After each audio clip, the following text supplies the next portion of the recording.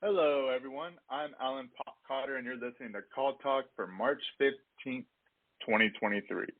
Today's topic is bringing texting to life in your call center. We want you to be part of the show. If you have questions, please email me at calltalk@benchmarkportal.com. I want to remind everyone that our shows are archived and available to listen to at benchmarkportal.com any time of the day. And now with that, I would like to introduce the host of the show, Bruce Belfiore.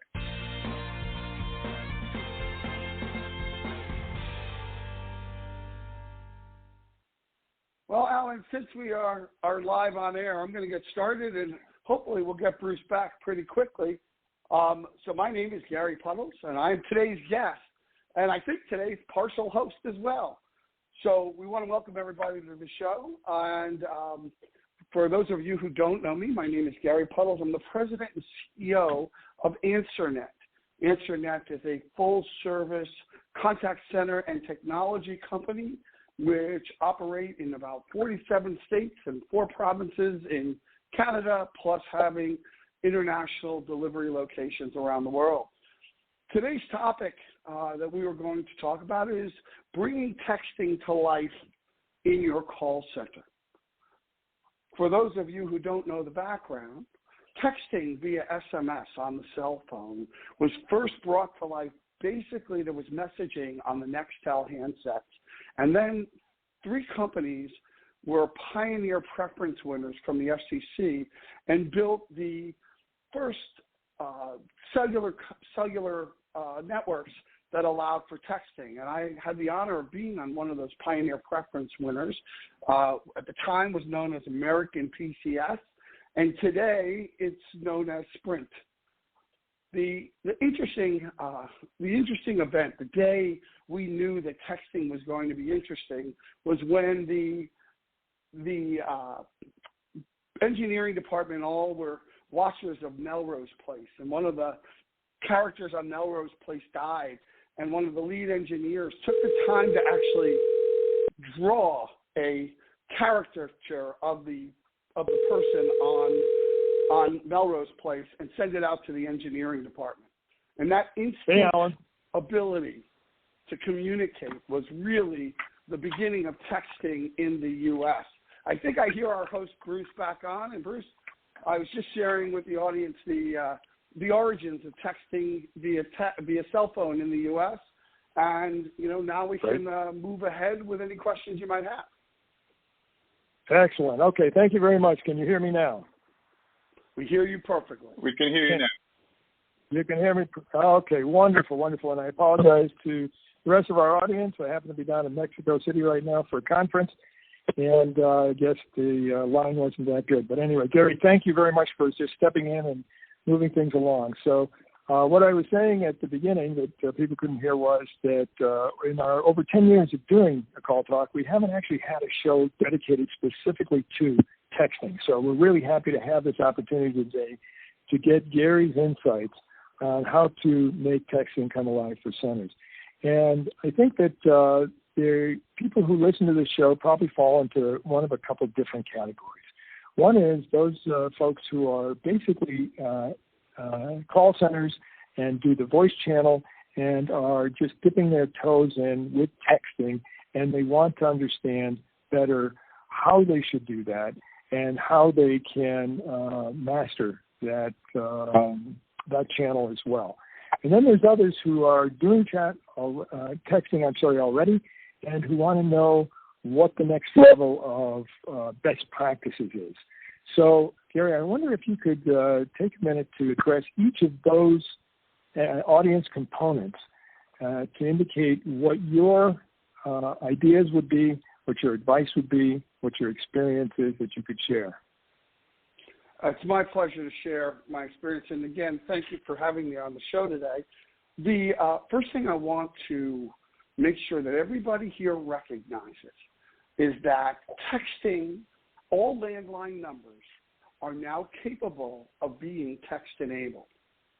And what's even more interesting is you can text-enable a phone number on one carrier and keep their voice services on another.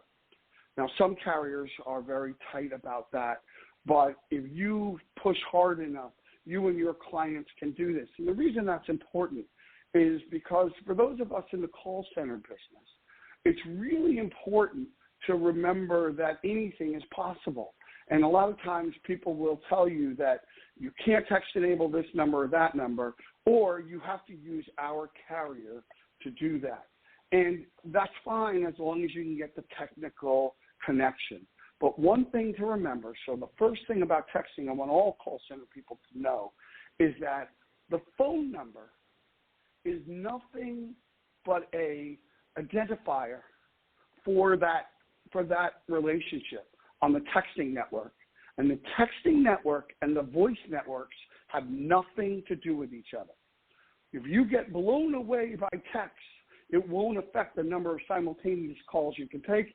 And if you get blown away by voice calls, you can still get your text, your text on your systems. So that once you understand that, the first step is to understand how to text enable a phone number. And most of your carriers will allow you to text enable your number. And basically what that means is taking your phone number and making sure, or your client's phone number, and making sure that it is text enabled either by your voice carrier, or to the extent that that voice carrier doesn't handle it, by a text carrier or a company that does texting. And so now we know that the text can be text enabled. And as part of that registration, you're going to make sure that the texts are terminating somewhere that can be handled by your call center. So that is the start. So the first piece of any text enablement and text use in your call center starts with making sure that your text is text enabled and that it is programmed to terminate at a place that it can be utilized by your equipment. Is that enough of a deep background on text enablement, Bruce? Yes. No, that's great. And it gives our audience an idea, those who are dipping their feet in, what it would be in terms of getting the technology there necessary so that they would get communications that would end at the right place and the right way. And then if we take it a step further to then the text comes in, right? We're set up for it, we're ready for it, and the text comes in. Then how are what are best practices with regard to actually handling that text? And I'd love it if you could go through sort of the soup to nuts. In other words, what kind of agent should be handling that, or what kind of AI should be handling that? And also, what kind of CRM can be brought into play with the information that's included in that text communication? Did I just pour too much on you, Gary? If I did, I apologize. You can never pour too much on me, Bruce. You and I have spent too much time together over the years. You know that given any challenge.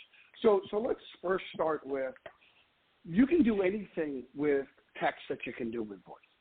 So we utilize our SA-hosted VCC product, virtual call center product. It's an omni-channel product, and most of the omni-channel systems will have the ability to receive the voice to the call center agent. Now, in looking at technology for your call center, there are a lot of technologies out there that will provide your agents the ability to communicate via text. The bigger challenge around that is really that of queuing. So in our platform, you have the ability to queue all of the non-voice channels and all of the voice channels, so that when you're on a chat or a text, or you're not going to get a voice call, and vice versa. Part of the challenge that part of the mistakes that some of the early adopters of text enablement in the call center did was they were using separate solutions for their texting and chat from their voice services. That is a blueprint for trouble, because unless you have the ability to put somebody in pause while they're on a chat so that they don't get a voice call, you're constantly getting bombarded with two different channels. And so the first thing that I would recommend to any call center leader is make sure that you're using omni-channel communications. That way, your call center software will do most of the work. Now, Bruce, you asked a really interesting question about chatbots and the like. All text technologies, like voice technologies, can be done by automated alone, live alone, or automated with an opt-out to live. The same rules that you would apply in your voice call center, you would apply to your text and your chat call center.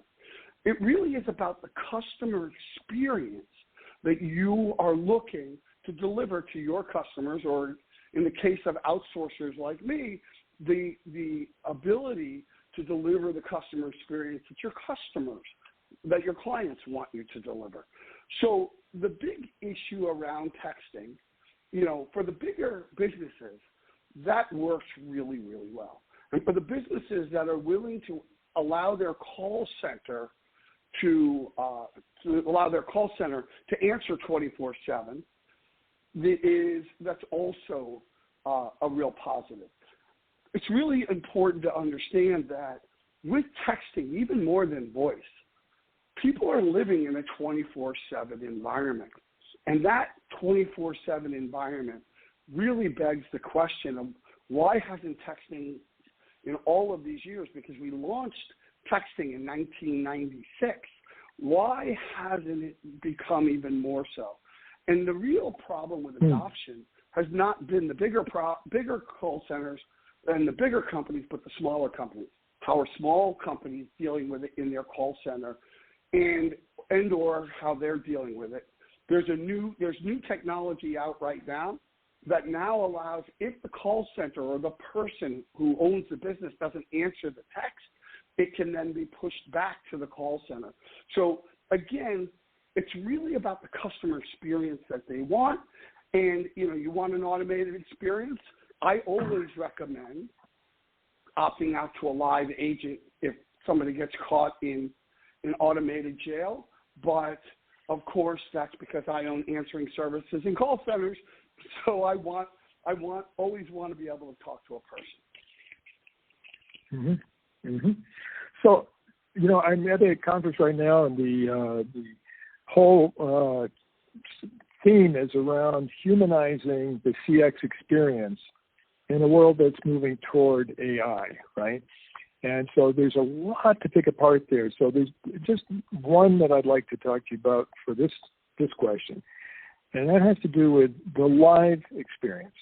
So where you do have live agents taking care of the texting experience for the customers, what kind of agents have you found are the best to do that? Are they the same agents who are best for the voice channel?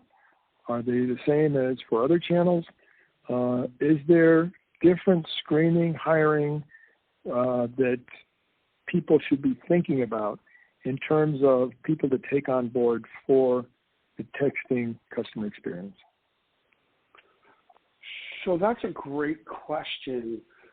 And in looking at agents who are going to be texting and chatting,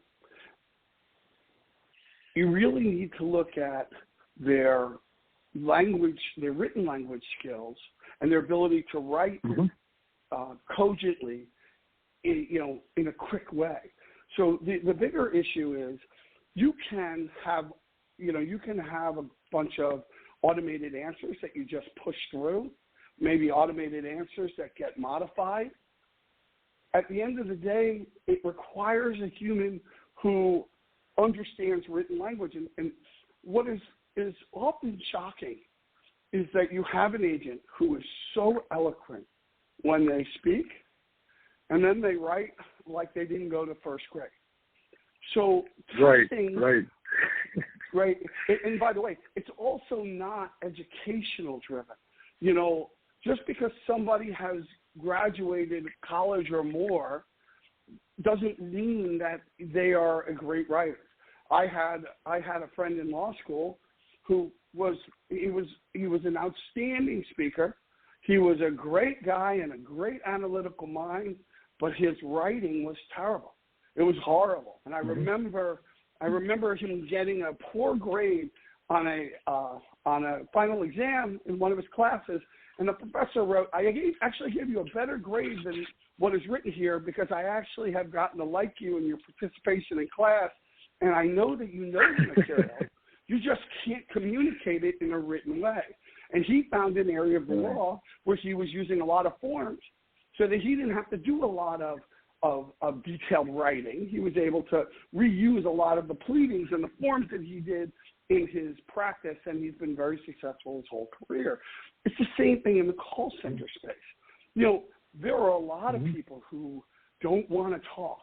They're very shy. They have poor self-images, but they're really good in writing. And a lot of times you can, if you go into their social media, you can see the way they communicate in social media, because there's a whole world of people in social media who know how to make a cogent sentence, but because they're so shy, they're not really good talkers. And I think that trying to test for those things is going to be one of the most critical pieces as you launch your non-voice channel services in the call center. Interesting. Okay. And here, you know, any of our listeners who feel that they have come up with the perfect combination of screening technology, screening techniques, right, best practices, please do write to us. Let us know what you know about that, because that's something that could help a lot of other people as well. If you have something to add to that, Gary, great. Otherwise, I have another question for you. Well, we use a screening. There's an association out of Canada called the Call Management Association of CAMEX, and we use their screening tools to see how people can communicate, both written communication and voice. Interesting. And I don't know that company, and I don't make anything for referrals. So I share what we are using in our call centers. Gotcha. Okay, now that's good to know. And again, if any of our listeners, we're all part of a community here. If you have any thoughts, please write to me and then let me know, because I'd love to hear from you. So another question, Gary, and that has to do with the interface between texting and use of that information and storage of that information by the company or the nonprofit or the government agency, whatever it happens to be. And so there'd be two levels of that I would see. One is with regard to immediate internal communications, right? Because texting is oftentimes something that brings in information right away. And I'll give you an example of that. I was up in Canada and working with a company that was in the ferry sector. And what they were finding was that they found out through texting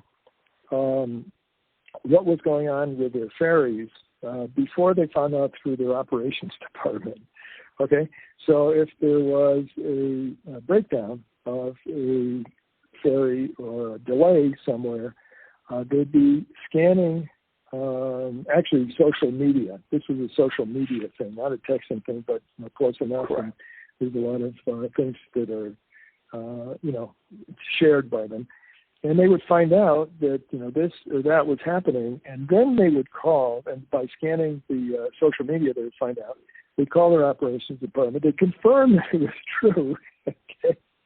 And then they would put into operation a whole bunch of CRM procedures that had to do with letting other people know who were, reserved for that ferry, that they maybe should stay in the warmth of their home instead of coming down to the dock right away, et cetera, et cetera. So that's sort of the immediate part of it. And then with regard to just storing for CRM, how does that get done? So it's a two-part question there, and I'll turn it over to you and see what you have to say about it. So let me separate those questions, because the first conversation you're talking about is listening to social media for things that are important to your brand and for things people are saying to your brand. And that is a whole different show. So actually, you're right, and I made a mistake in another time and another place. But let me address it. Let me correct it. Let me correct it, because I have a way of actually making it relevant. So I apologize for that. But the fact is that there are things that come out of texting that could be of immediate use and need for the enterprise to know and to do something about. And then there's the things that can come out of texting that maybe don't, that are more CRM-oriented type things. So I apologize for the way I set it up with that example, but now I'll hand it back to you to see what you have to say on that. So what you're really alluding to in the first part is people don't want to sit on hold. They don't. So having a robust methodology to allow your consumers and your customers and the public to reach your business via text allows a one-way communication that occurs really fast. So if you can push people to text, the nice thing about texting is you can send it in and people have some level, depending on the subject matter, consumers have a level of patience that they wouldn't have with voice.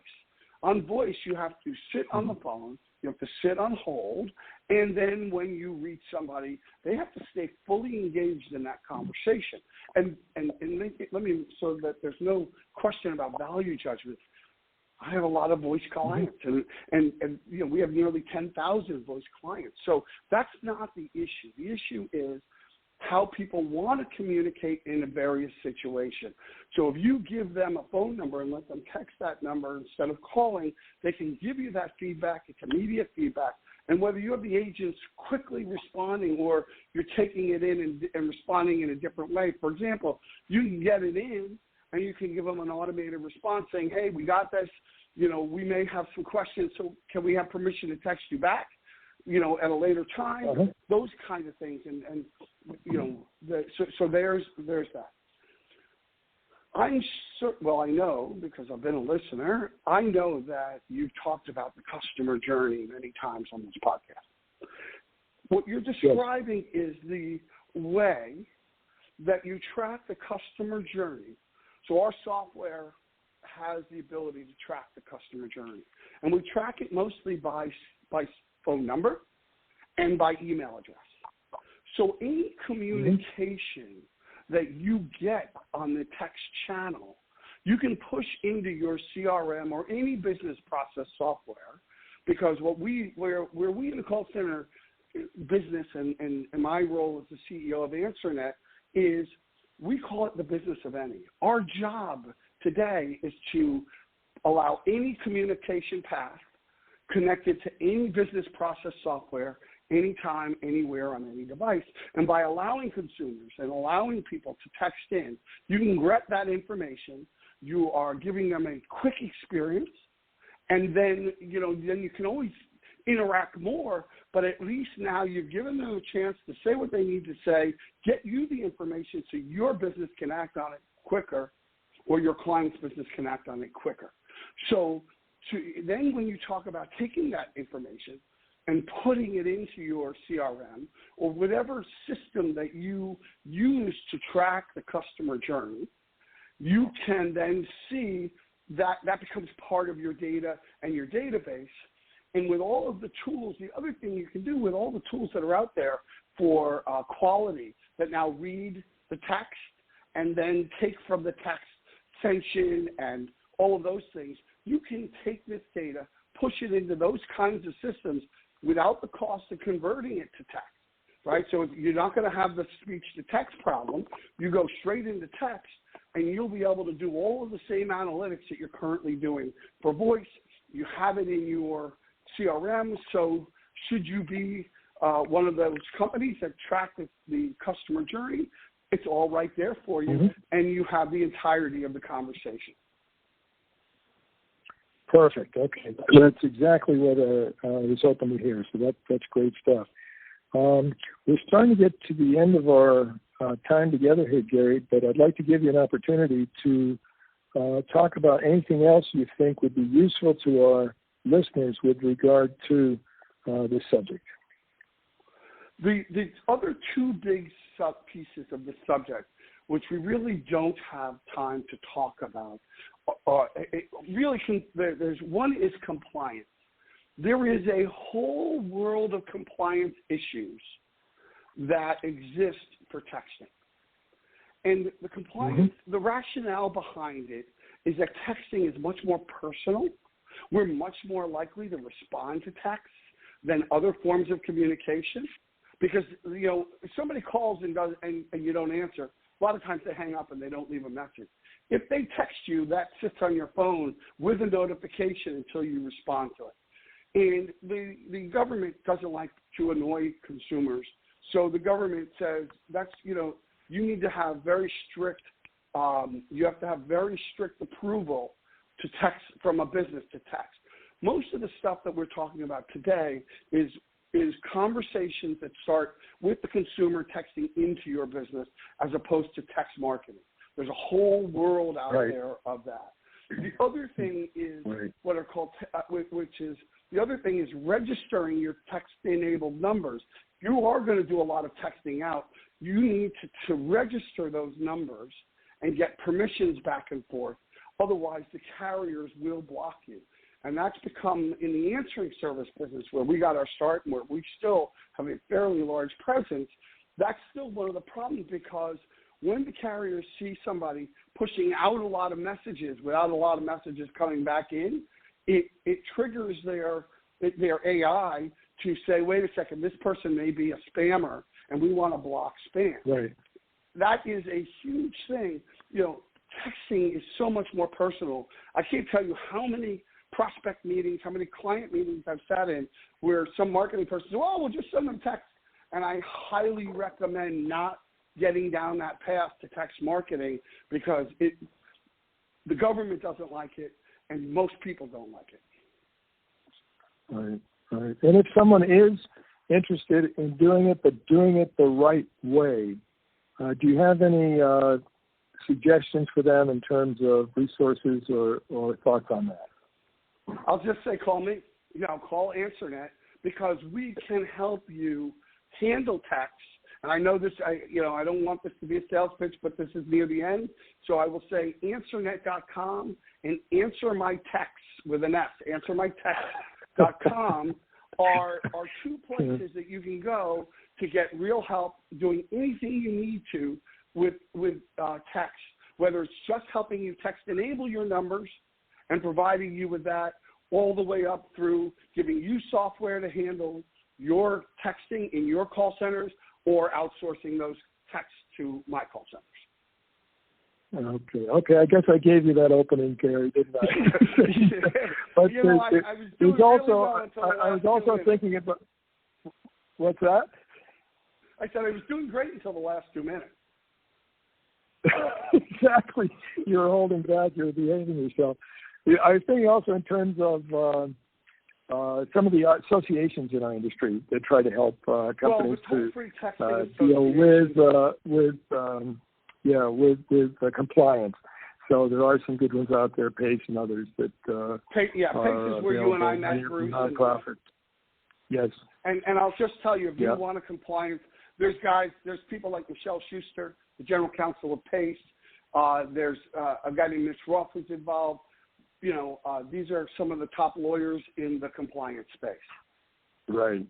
So, and this is a situation where, you've got basically a nonprofit organization that brings together people, and it's,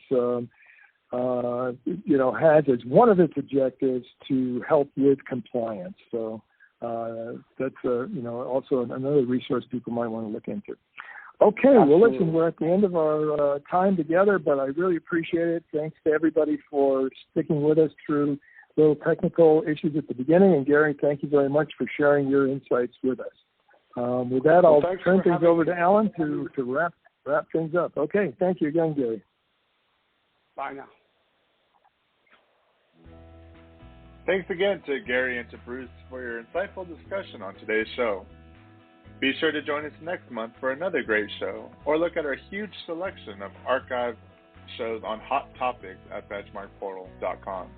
Click on Resources, then click on Call Talk, where you'll find over 14 seasons of this show. From all of us at Benchmark Portal, keep those headsets steady and your fingers ready. This is Alan Pockhotter signing out. Have a great day.